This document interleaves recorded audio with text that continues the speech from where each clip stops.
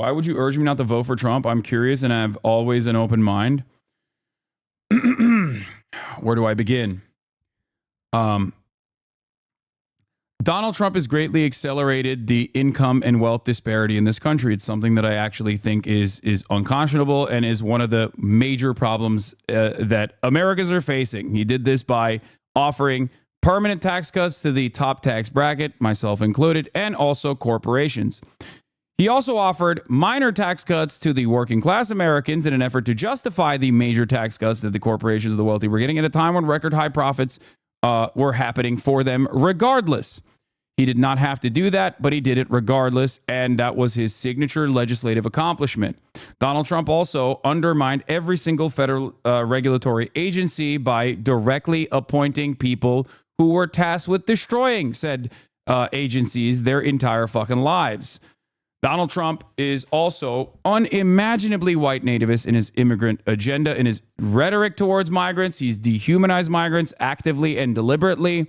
I find that to be completely unconscionable. He is Hitlerian in his policies, in his advocacy, and also sometimes directly paraphrases Adolf Hitler, like when he said immigrants are poisoning the blood of this nation, or when he said or I guess people in his campaign had said that America should be for Americans at the Madison Square Garden rally, only less than 100 years after the Nazi rally that had taken place in Madison Square Garden, where they channeled similar sentiment. Donald Trump has also, promoted Hitlerian generals, said that he wanted Adolf Hitler's generals, or because he doesn't really understand the history itself, doesn't realize that Hitler's own generals tried to have him assassinated numerous times, but that's besides the point. The fact that he still wants that is fucking ridiculous. Donald Trump does not give a single shit about anyone. He only cares about himself, and he only cares about people who are exactly like him, extremely wealthy. His mass deportation policy will be devastating, is akin to Nazi Germany. Hitler also originally wanted to deport everyone and not, he didn't arrive at the final solution immediately. He originally wanted to do the Madagascar plan for the Jews, which he wanted to just deport them, right? But after years and years of dehumanizing rhetoric and recognizing that the financial calculation benefited just simply killing everyone rather than deporting them, that's how the Holocaust happened. Donald Trump's foreign policy track record is also devastating, with some exceptions. I would say that on North Korea, he was better than the Democratic Party. He was less militant and wanted North Korea and South Korea to come to terms on their own, which I thought was decent. But beyond that, it was, horrifying. Donald Trump threw aside Barack Obama's signature foreign policy accomplishment, the Iran denuclearization agreement. Iran said that they would still follow the Iran denuclearization agreement, which wasn't just simply kept up by the United States of America, but also numerous European partners. Our European partners were still going to the nuclear facilities even after Donald Trump said he was casting aside the Iran denuclearization agreement, and said that Iran was still following the process, because they thought America was not insane enough to do such a thing. Donald Trump responded to that by adding additional sanctions on Iran. Donald Trump also set the stage for October 7 by moving the American embassy to Jerusalem and solidifying Israel's occupation of East Jerusalem. Donald Trump also gave Golan Heights, which is annexed and occupied Syrian territory, to Israel. Donald Trump also did the Abraham Accords, which completely sidestepped Palestinians and wrote out Palestinian emancipation from the equation by simply putting forward on paper the already normalized relations between these Gulf states and MENA states that are American client states for the most part with Israel. And that was obviously endlessly frustrating. Donald Trump's Supreme Court appointments obviously did Roe v. Wade after lying to the American public, saying that they were not going to ever overturn Roe v. Wade because it was a super precedent. Yeah, I mean, I don't know. There's a lot. Donald Trump's climate change policies were so unimaginably bad that even American industry leaders had to say, we can't have this level of carbon emissions. It's actually going to destabilize the planet. Thanks for some insights and actually explaining some things. I figured I'd get dehumanized for asking this question. Wait, what? Why? You said you have an open mind. Why would I dehumanize you? What the fuck?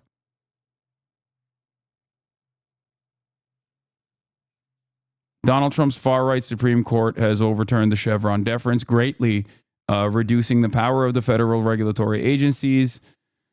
There are a million different things that the Trump administration did. Donald Trump's overall attitudes about, I think, dangerous misinformation spreading is genuinely terrifying for the future of this country. He has greatly destabilized this nation. Even on the rhetorical front, Donald Trump has also defended Nazis marching through the streets, where he very famously once said after the Charlottesville Nazi rally that there were very fine people on both sides. There were no fine people on one side of the equation. The Nazis did not have very fine people on their ranks. That was ridiculous. Donald Trump has wined and dined direct neo-Nazis like Nicolas Fuentes, just like everyone's favorite debate lord, Destiny himself. Donald Trump has openly kept neo-Nazis with direct ties to former Nazi groups like Sebastian Gorka in his cabinet, in his administration. Yeah, just a bad guy overall. Donald Trump utilized the marshals to assassinate someone who had killed a neo-Nazi in Portland, and then openly fantasized and openly took credit for the assassination.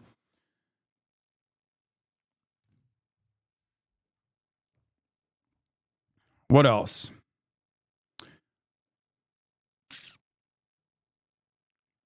Why is this race so close, given what you just said about Trump's failings? I mean, so much. Yeah, that's another one. That's a really good one, actually, that I keep forgetting to mention. There were a shit ton of domestic white supremacist, white nationalist acts of terror under the Trump administration due to the fact that Donald Trump was utilizing the bully pulpit to justify and sometimes beef up and give confidence to these neo-Nazis, so much so that they demonstrated openly in Charlottesville in the Unite the Right rally, where they didn't even fear political repercussions.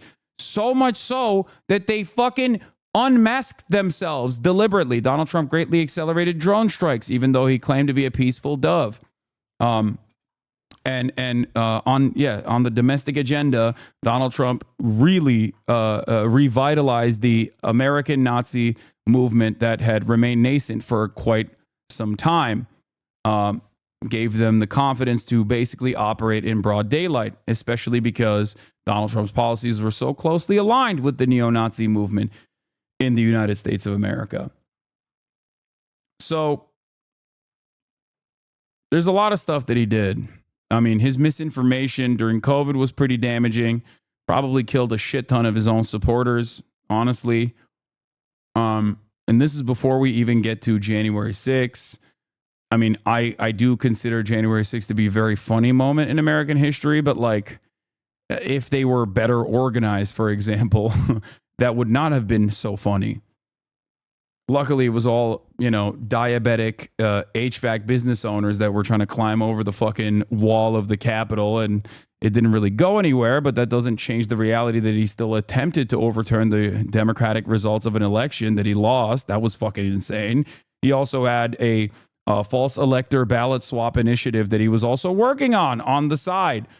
Things that he is supposed to be, in court over, in federal court over, which of course, they pushed that back. Part of the reason why they were able to push that back is because Donald Trump's own Supreme Court, with its 6-3 right-wing majority, decided that the president actually has presidential immunity over presidential acts, which created an unnecessary additional hurdle, an unnecessary legal hurdle that must be cleared if you are going to prosecute a fucking former president. This in and of itself is really fucking silly, because the determination of whether something constitutes a presidential act or one that was conducted as a civilian with the interest as like a private American citizen is also left up to the Supreme Court. They did that specifically so they could push back the federal prosecution beyond the election.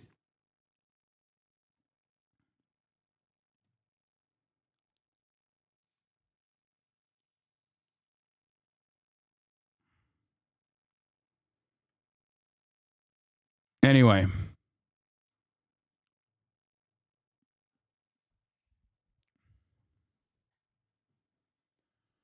I already mentioned the Abraham Accords. He also flirted with Putin. Yeah, that stuff is neither here nor there. That's like he's done so much awful shit.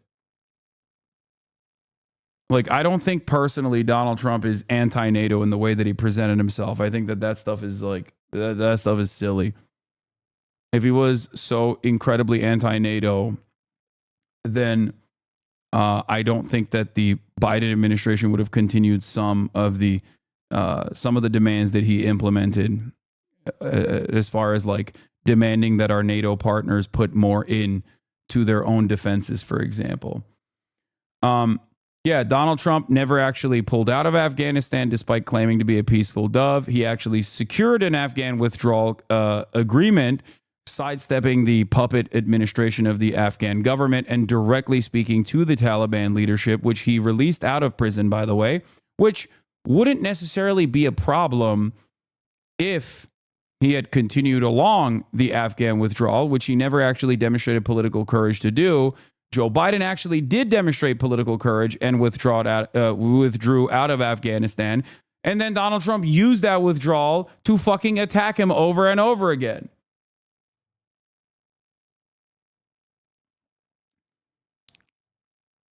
Yeah. Assassinating a foreign general, Qasem Soleimani, on foreign soil in Iraq was also obviously a major escalation against Iran. Very dangerous escalation, if I might add. But that's neither here nor there. I feel like the Biden administration letting Israel loose upon the entire region has been an even more dangerous escalation. So,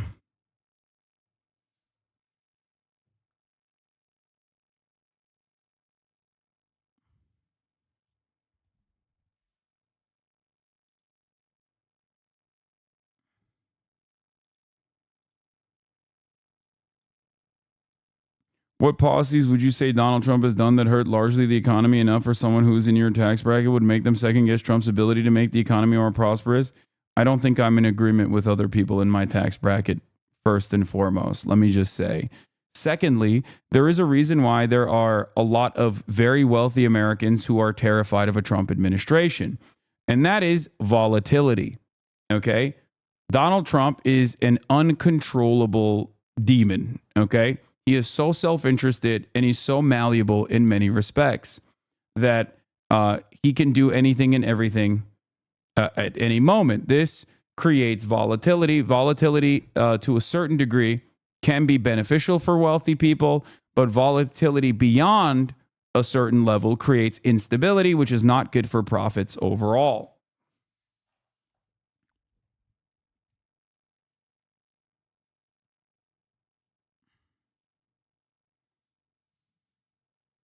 Okay?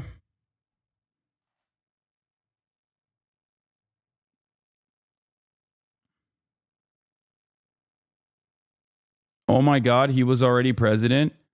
Yes, he was. And shit was not good. What do you mean? I think the only reason why people say, oh my God, he was already president, shut the fuck up, is because you just forgot what it was like when he was president, which is part of the reason why I say the Kamala Harris campaign actually fucked up on the communication front, on that front as well. Kamala Harris could have reminded people how shitty it was. What it was like when Trump was president. What it was like when so many of your immediate family members just had their fucking brains broken, lost, basically dead at this point. Some of them literally did die due to COVID.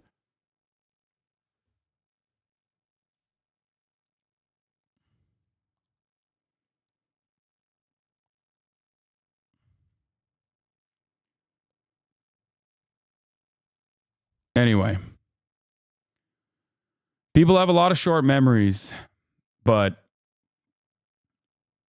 How can you blame Trump for COVID? What?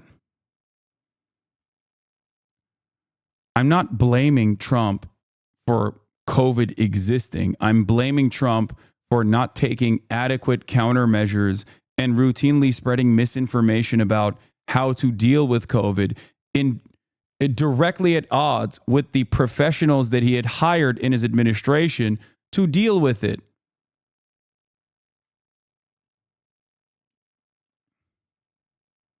I've noticed there's a pretty distinct difference between people who remember vividly the feeling of election night 2016 and the following 4 years and those who don't remember that at all.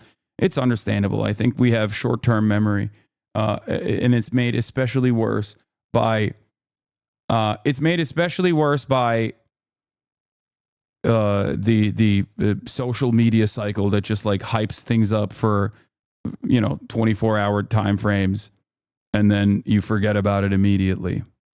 Even if they don't intend to, they functionally act as a spoiler. And you can see that in our political system because the GOP has literally tried to help Jill Stein and the Green Party get on the ballot and get them more votes. Now, there are third parties that escape this trap. The Working Families Party is incredibly effective because they run fusion candidates with Democrats they support to pull them to the left, and they organize year-round to build power for working people. But unfortunately, most third parties in America don't do that. Instead, they just run one candidate every 4 years, bank a lot of donations, get a lot of votes, get a lot of press, but the functional effect of doing so is to give power to the party and policies they oppose the most. And as much as we wish it to be otherwise, that is simply not an effective political strategy until we get ranked choice voting and an interesting bit. I don't think they're trying to remind people how bad Trump's term would win. There have been psych studies that we are in a mass event where the wide population basically memory hold late 2020 through 2021. It's a really cool study at the moment, but people legit do not remember it en masse. So trying to remind them could just fail. No, I'm not talking about 2020 till 2021. I'm not talking about COVID. I do understand why people memory hold COVID. COVID was a traumatic global event that a lot of people do not remember or want to remember fondly. That part I understand. Okay, it's psychological trauma. No one wants to fucking remember it because it sucked. That's not what I'm talking about. I'm talking about everything leading up to COVID.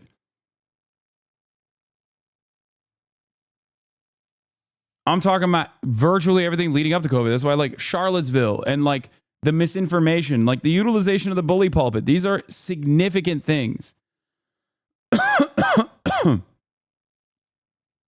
These are very significant things. Like, I think one reason why Joe Biden won over Donald Trump beyond COVID was also the fact that Americans were slammed to the television every single fucking day because Trump would do something insane every single fucking day.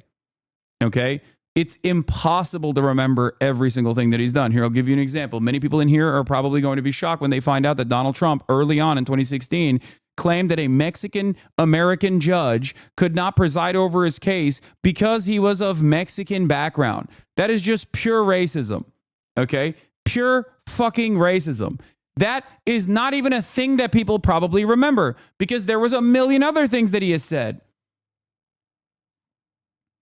okay?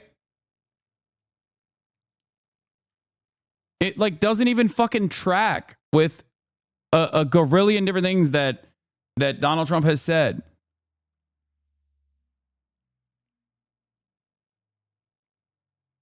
That's what I'm talking about in terms of like what people should be reminded of. They should be reminded of how fucking shitty it was to like constantly have to,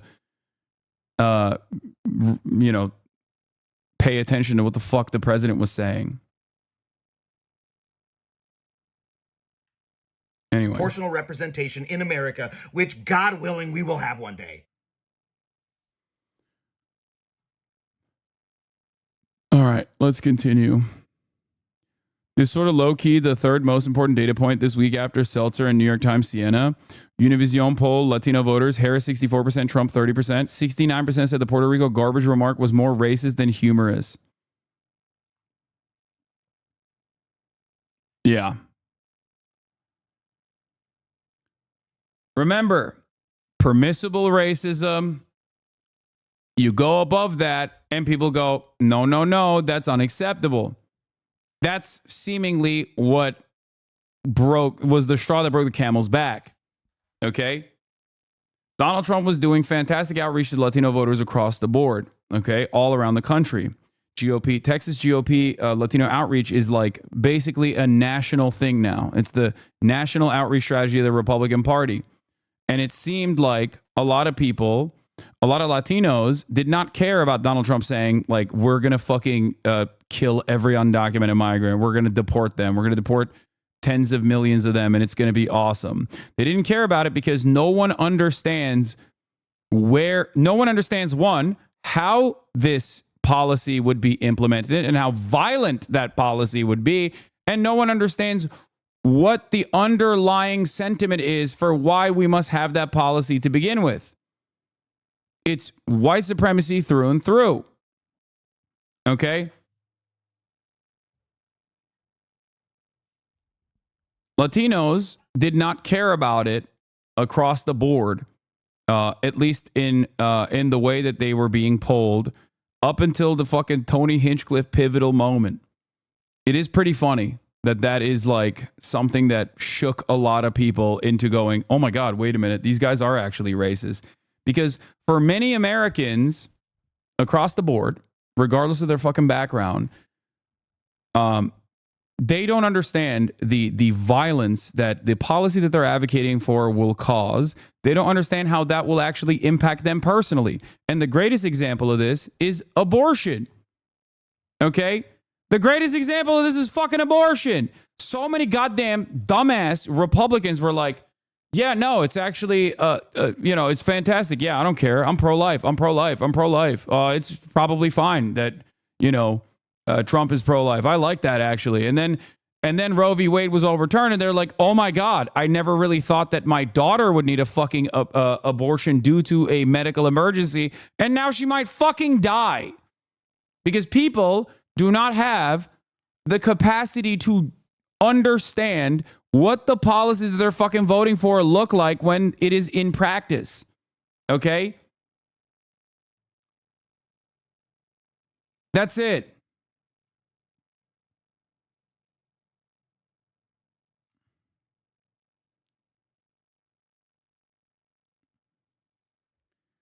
Oh.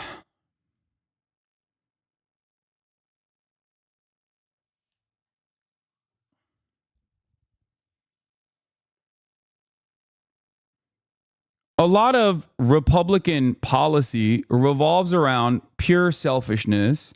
And not only that, but it also revolves around like punishing perceived enemies. Okay. They don't realize that they might themselves be in the fucking crosshairs, like white women, not recognizing that like Roe v. Wade actually harms them and other people like them. Or Hispanic voters that are like, yeah, no, I'm actually super fucking pro security at the border. Not realizing that undocumented migrants do not constitute a national security threat whatsoever. There is no evidence for this, okay?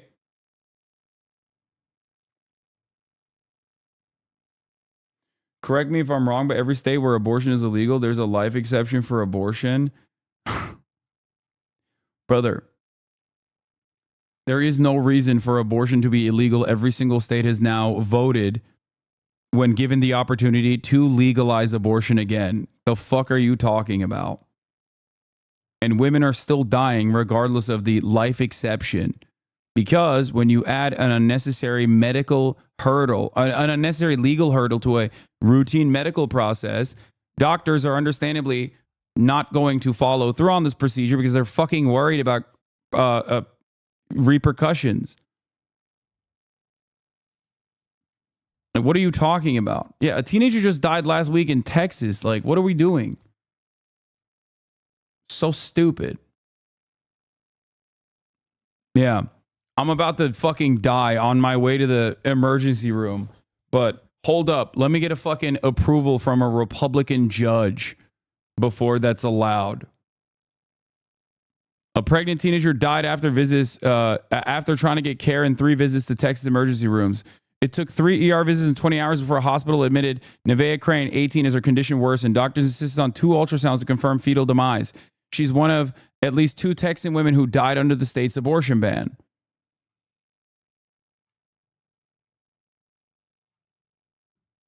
That's how it works.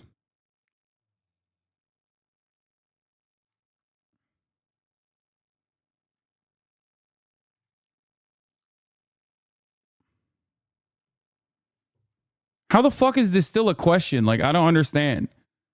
That's why any kind of legal limitation to abortion, because you've imagined that like women are carrying pregnancies the fucking 9 months, almost a term, specifically to get a fun abortion that is born out of the hallucinations of like the most psychotic individuals out there, legislating at the behest of like actual fascist hallucinations is insane. You are creating unnecessary hurdles. You're creating unnecessary legal hurdles in an instance that does not require any hurdles whatsoever.